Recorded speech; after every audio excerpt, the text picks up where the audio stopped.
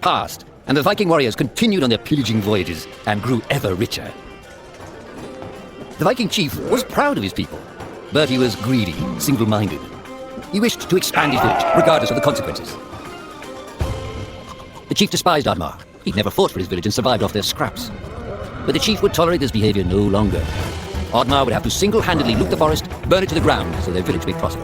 And if he refused, he would face the same fate as his old friend Vaskar.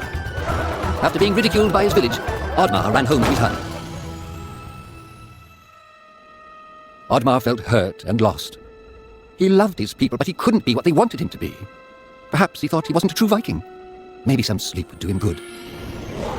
Oddmar couldn't believe his eyes. At his side was his long-lost friend Vaskar. And in front of them stood the hallowed gates of Valhalla. "Wait!" cried Oddmar, as his old friend stepped into the light. In front of Oddmar appeared a strange apparition, a forest fairy. She condemned Oddmar's selfish ways and his squandered potential. He had let down those closest to him. He did not deserve a place in Valhalla. But she offered him a deal, a great power. If used correctly, perhaps he could earn his place in Valhalla, but at a price. Oddmar woke up with excitement. What a strange dream. It felt so real. And how did this pouch get here? Was this what he saw in his dream? He looked inside the bag. A mushroom?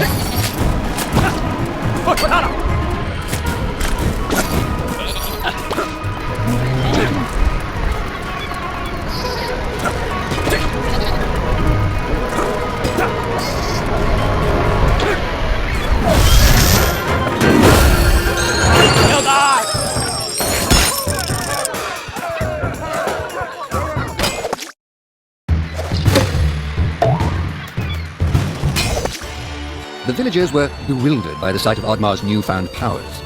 Would these powers help Oddmar redeem himself as a Viking?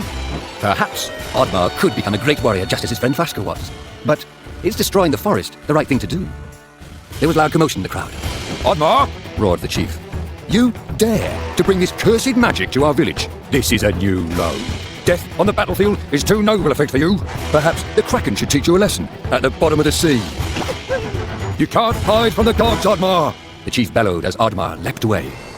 The skies turned dark. Thunder struck. Suddenly, the villagers he left behind. He had to find out.